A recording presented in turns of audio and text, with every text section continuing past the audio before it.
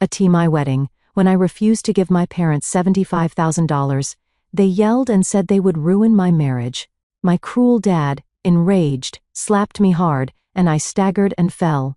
Then, my mother picked up a heavy metal flower stand and hit me on the head with such force that I was severely injured. I was crying in pain. They were laughing sarcastically. Suddenly my fiancé took such a powerful action that my parents trembled in fear. My name is Jessica, and I'm 26 years old. From the outside, my childhood looked picture perfect. We lived in a beautiful 2-story home in an upscale suburban neighborhood. My father, Martin, was a successful executive at a major engineering firm. My mother, Linda, stayed home to keep everything spotless and organized. My younger brother Jake and I went to the best private school in town, wore the nicest clothes, and had everything money could buy. But what we didn't have was love. At least, I didn't.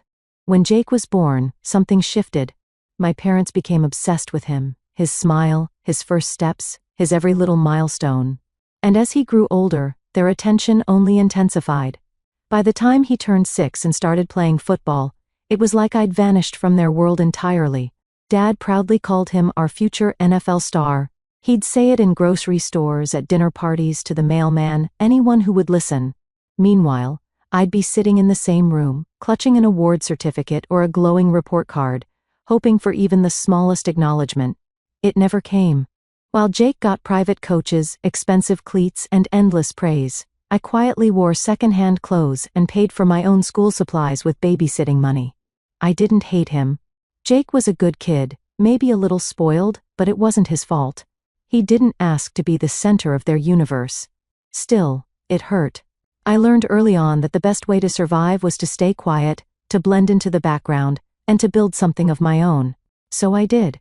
I worked hard in school, studied late into the night, and earned a scholarship to study interior design at a prestigious college out of state. For the first time, I felt like I could breathe no more being second place. No more living in the shadows. College gave me space to find myself. I met people who actually asked how I was doing. I created art. I designed beautiful spaces. I finally felt seen. But no matter how far I ran, the patterns from home found ways to follow me. The phone calls when they came were always about Jake, his football tournaments, his sprained ankle, his college recruiters. My parents only called me when it was convenient, or when they wanted to brag about Jake's latest game-winning touchdown. Even so, I kept moving forward. I didn't know it yet, but the day I met Jason, everything would change. It happened at a housewarming party for one of my interior design clients. I had just finished styling the space, a soft blend of minimalist whites and forest greens, and was watching guests admire the custom bookshelf I designed when someone bumped into me. A sharp gasp escaped my lips as a full glass of red wine splashed across the crisp white rug beneath us. "Oh my God, I'm so sorry," the guy stammered, eyes wide, holding the empty glass like a crime scene weapon. I knelt quickly, dabbing the spill with a cloth, and tried not to laugh. "Well, at least it's not my couch," he chuckled, running a hand through his dark, slightly messy hair. "I'm Jason, by the way, and clearly a disaster at parties." We ended up talking the rest of the night. Not the shallow, "What do you do?" Small talk. Real conversation. He asked about my designs, my goals, even my favorite childhood memories. It was disarming how genuinely he listened, as if I were the only person in a room. Within months, we were inseparable. By our 1-year anniversary, we'd moved in together, and for the first time in my life, I felt like I didn't have to fight for attention.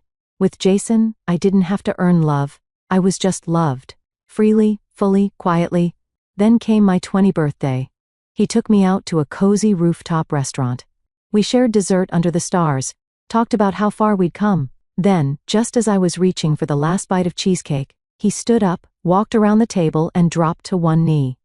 My heart froze. "Jessica," he said softly, pulling a velvet box from his coat pocket. "I've loved you from the moment you told me that rug was hopeless. I want to build a home with you. Will you marry me?" Tears welled up in my eyes. "Yes," I whispered. That night, I lay in bed beside him, staring at the ring glinting on my finger, and wondering how in the world I was going to tell my parents. Surprisingly, when I called them, they sounded thrilled. "Oh, Jessica. That's wonderful," Mom said with genuine excitement. "We can't wait to meet Jason.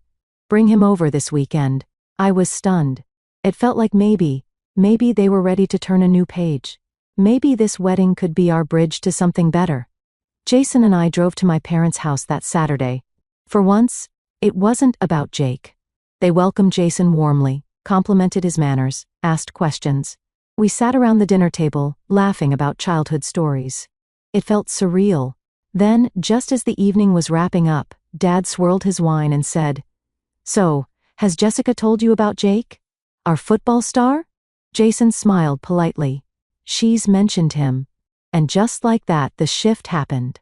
My parents launched into a full-on TED Talk about Jake's future, his college prospects, NFL dreams, some sports agent they'd met. I sat there, silent, watching the spotlight drift away from me once again. Jason squeezed my hand under the table. Still, I tried not to let it dampen my spirit. Especially when, a few days later, Dad called and said something I never expected. "We've decided to contribute $75,000 toward your wedding. We want to do this for you." I was floored. They'd never invested in me like this. Not for school. Not for graduation. Not for anything. Mom got deeply involved, attending dress fittings, cake tastings, sending me color palettes at midnight. Dad reviewed vendor contracts like they were corporate takeovers. They treated my wedding like a high-stakes mission. And for the first time, I let myself believe. Maybe they did care. Maybe they were finally trying. But I should have known. That kind of love from them always came with strings. The first few months of wedding planning felt like a dream. Mom met me for coffee nearly every weekend to talk floral arrangements and menu options. She even teared up when I tried on my dress for the first time. Dad treated our seating chart like a tactical battle plan, sketching options, adjusting guest clusters like chess pieces. I allowed myself to believe this was real, that I wasn't just an afterthought anymore. But slowly, inevitably, Jake crept back in. It started subtly. We were on our way to meet the florist when Mom's phone rang. She glanced at the screen and lit up. "It's about Jake's tryout schedule," she said, waving it off. "I'll just be a minute." The minute turned into 20. Our meeting was rushed. Her attention scattered. Then the venue walkthrough was postponed. Jake had a meeting with a potential scout, and they needed to be there for moral support. I tried to shrug it off. But every time I tried to move forward with the wedding, Jake's football dreams came knocking. It became a pattern. I'd get excited about a planning milestone, and my parents would suddenly become unavailable. I remember crying to Jason one night while we were finalizing the guest list. "They're spending thousands on Jake's hotel bookings and flights for tryouts." I sobbed. "But they can't make time for a cake tasting?" He held me tightly. "At least they're helping with the cost, right?" He whispered. "That's something." He meant well, but it didn't make the ache disappear. I kept telling myself I was being unreasonable, that Jake needed their help more, that I had Jason and that should be enough.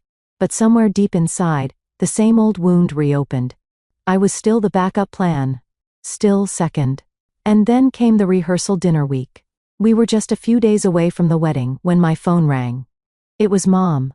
I smiled, assuming she was calling to confirm dinner plans. "Hi, Mom. I was just about to call you about tomorrow." "Jessica," she interrupted, her voice low and tense. "We need to talk." My stomach turned. She paused, then said, "Your father has an urgent business trip. We're gonna have to reschedule the rehearsal dinner. And we may need to delay the wedding too." I blinked, stunned. "What?" "No, Mom. The wedding is this weekend. Everything is booked. The guests are flying in.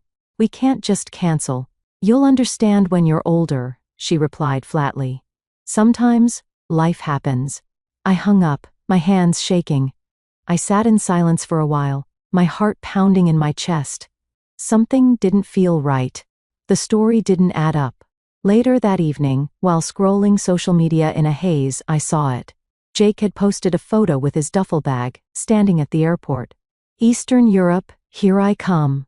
Big tryouts." Couldn't have done it without Mom and Dad. My blood ran cold. There was no business trip. They were flying across the world with Jake on the week of my wedding. They lied to me again. I dialed Jake, my hands trembling with rage. He answered cheerfully. "Hey, sis, what's up? You're leaving this Saturday?" asked my voice tight. Yeah, he said. Tryouts start Thursday, and we want to get settled. Why? I closed my eyes. Saturday is my wedding, Jake. There was a pause. Then he chuckled. Oh, yeah. Forgot about that. You can always reschedule, right? This is a once-in-a-lifetime opportunity for me. My chest tightened. You seriously think your tryout is more important than my wedding? Jake sighed. Look, I'm sorry, but this is my career. You have your life with Jason now. I've got to chase my dream. The call ended, but my rage didn't. They were choosing him again. The morning of my wedding was supposed to be beautiful, and in many ways it was. The sun rose in soft gold over the horizon. The venue was blooming with white orchids and soft blush roses, just like I dreamed. My bridesmaids fluttered around me, adjusting curls, dabbing at eyeliner. And Jason? He looked at me like I was the only person in the world. I tried to let it all in, to focus on the man I loved, the life we were about to build. I had already made peace with the fact that my parents weren't coming. They had made their choice. But I wasn't prepared for what came next. The reception was in full swing. Guests laughed over champagne. The band played something light and jazzy in the background. Jason and I had just finished our first dance and were walking back toward our seats when the doors burst open. Gasps rippled through the room. There, standing at the entrance, in their finest clothes, but with the coldest expressions, were Martin and Linda. My heart stopped. Jason's hand tightened around mine. What the hell are they doing here? He whispered. I didn't have time to answer. They stormed toward us. Conversations died around the room. All eyes turned. My father's voice boomed across the hall. Stop this farce right now. I froze. Dad, what are you doing? We're here to end this mistake before it goes any further, he barked. My mother stepped forward, her arms crossed tightly. You still have time to walk away from this, Jessica. My jaw clenched. This is my wedding. You weren't even going to come. And yet we're the ones who paid for it, Martin interrupted coldly. $75. $0. That's what this entire thing cost. And now you won't even listen to your parents. Jason stepped forward. You gave that money because you said you cared not to control her. Martin ignored him. You cancel this wedding right now or you pay us back every single dollar today. I stared at them in disbelief. That money was never a loan. It was a gift for your daughter's wedding. Linda's voice sharpened. You think you're entitled to that money after the way you've disrespected us? I took a breath, feeling the anger rise in my throat. No. I think I'm entitled to one day that isn't about Jake. One day that's about me. And I'm not canceling anything. That's when it happened. Martin's hand flew out and struck me across the face. Hard. The room gasped. I stumbled back, clutching my cheek, barely keeping my balance. Before anyone could react, Linda, red-faced with rage, grabbed the tall floral stand from beside the stage. Linda, don't! Someone shouted, but it was too late. She swung it with both hands and smashed it against the side of my head. A blinding pain exploded through my skull. I hit the ground, hard, the sound of screams echoing in my ears. I saw blurred faces rushing toward me. Someone cried out for help. Jason dropped to his knees beside me, cradling my head. You monsters! He spat at my parents. You hit her. You just assaulted my wife. He pulled out his phone with shaking hands and called 911. I need police and paramedics, he told the operator, voice cracking with emotion. Right now. My wife has been attacked at our wedding by her parents. People were shouting. Guests were crying. Some had backed away in shock. Others were already filming. Within minutes, flashing red and blue lights bathed the reception hall. Police officers stormed in with paramedics. Martin and Linda were immediately restrained. The officers took witness statements while the EMTs tended to my head. As they loaded me onto the stretcher, Jason leaned in close. You're going to be okay. I'm right here. Through the haze of pain and tears, I gripped his hand. And in that moment, I wasn't the girl they could silence anymore. The hospital room was quiet, dim, and cold. I lay there with an IV in my arm and a bandage wrapped tightly around my head. The painkillers dulled the throbbing, but nothing could numb the ache in my chest. Jason sat beside me, holding my hand like he was afraid I'd float away. I could still hear the echo of my mother's voice demanding money, the crack of the floral stand slamming into my skull, the way my father had slapped me in front of 100 people. All at my wedding. I kept thinking back to how I'd spent years craving their attention, their approval, and when I finally had their support or so, I thought they used it as leverage. Their generosity was a weapon. Their love had always been conditional. Not anymore. I turned to Jason. I'm going to press charges. He blinked, surprised, then nodded slowly. I'll stand beside you every step of the way. I'm not just doing this for me, I said. I'm doing it so they never hurt me or anyone else again. When I was discharged 2 days later, I walked out of that hospital with a stitched wound and a steel heart. Within a week, with the help of an attorney, I filed a formal police report. We submitted medical documentation of the head injury, wedding footage from guests' phones, eyewitness accounts from over a dozen people, a signed affidavit from the paramedics who treated me on site. The district attorney took the case seriously. My parents were charged with assault, attempted coercion, and use of financial leverage in an abusive manner. Because the incident occurred at a public event, with dozens of witnesses and physical evidence, the case moved swiftly.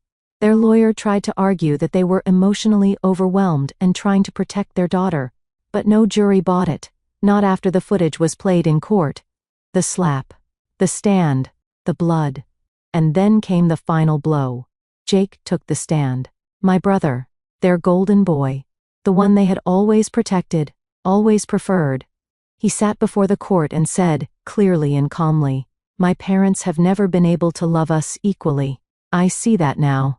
I didn't want to, but they crossed a line that can't be undone.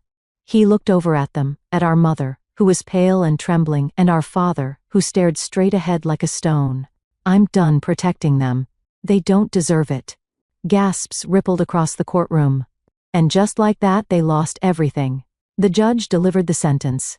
5 years in state prison for Martin and Linda, with no parole for the first 2 years. A restraining order barring them from contacting me or Jason ever again. A ruling that their $75,000 gift was non-refundable, as it had been voluntarily given for the purpose of a wedding. I walked out of that courtroom with my head held high, not because I'd won, but because I had finally broken free. After the trial, everything felt still. There were no more angry voicemails. No sudden messages asking for favors. No passive-aggressive comments about Jake's next game. Just silence. And it was the most peaceful sound I'd ever known. Jason and I returned to our apartment, which now felt more like home than anywhere I had ever lived. The bruises on my skin faded slowly, but the weight that had lived in my chest for years, that constant pressure to prove myself to be enough, was finally gone. We made a quiet decision together. We would repay the $75,000, not because we were legally obligated, but because we wanted zero ties to the people who had tried to destroy our wedding day. We took out a loan and transferred every cent. It was a sacrifice, but one that bought us complete freedom. Weeks turned into months. I threw myself back into work, designing beautiful spaces for clients who appreciated my talent. Jason's career was also thriving, and our love stronger than ever. We traveled, took walks without checking our phones for dramatic texts, and laughed over little things, like how our wedding reception ended up on local news for all the wrong reasons. We joked about someday renewing our vows with no uninvited guests, and definitely no floral stands. And then, one crisp fall afternoon, everything changed again. I was organizing samples in my studio when I felt dizzy and had to sit down. A test later that evening confirmed what I already suspected. I was pregnant. When I told Jason, he laughed, cried, and hugged me for so long I thought he might never let go. We stood in the nursery months later, soft creams and gentle blues, a mobile spinning slowly above the crib, and I realized something profound. I had broken the cycle. I wasn't going to be the kind of parent who made her child fight for love. I wasn't going to pour everything into one child and forget the other. I was going to create a home filled with kindness, with patience, with balance. I would teach my child that their voice matters. That love isn't earned, it's given freely. That respect doesn't come from fear, but from being truly seen. One evening, Jason and I stood together, arms around each other, looking at the ultrasound photo taped to the fridge. This, I whispered, is the family I always dreamed of. And, I meant it. Not because it was perfect, but because it was mine, built not from money or appearances, but from truth, love, and the courage to finally choose myself. Months passed and life flowed in its beautiful rhythm. Inside me, a new life was growing. One that was free of fear, full of love, and entirely our own. Jason would hold my hand during every ultrasound. He stayed up late reading baby books, putting together the crib himself, and every day he reassured me that our child would be born into a world where he would never be overlooked. Then the day came. The hospital room was filled with bright light. Waves of pain coursed through my body, but my heart was at peace. Jason was with me, breathing in sync with mine, holding my hand tightly. And then, the sound of a cry filled the room. A nurse placed a tiny, round little being on my chest, eyes still closed, but his hands gripping my finger tightly. "Welcome to the world, my little boy," I whispered. We named him Eli. Eli's eyes held the kind of light I had always longed for, innocent, unconditional love. He was a new beginning. He was the first light of a family that Jason and I had built, one founded on equality, respect, and sincerity. Later that night, as Jason and I sat beside him, I kissed his forehead and said, "Eli, you'll never have to fight for love. You already have it. Unconditionally." Thank you so much for watching. I hope you enjoyed the story and felt the emotions and journey that Jessica went through. If you like this video, don't forget to like, comment, and subscribe for more powerful stories just like this. Your support means the world to me. Let me know in the comments what part of the story resonated with you the most, or if you'd like to see more stories in the future. Stay tuned for more content, and until next time, remember, you're the author of your own story. See you in the next video.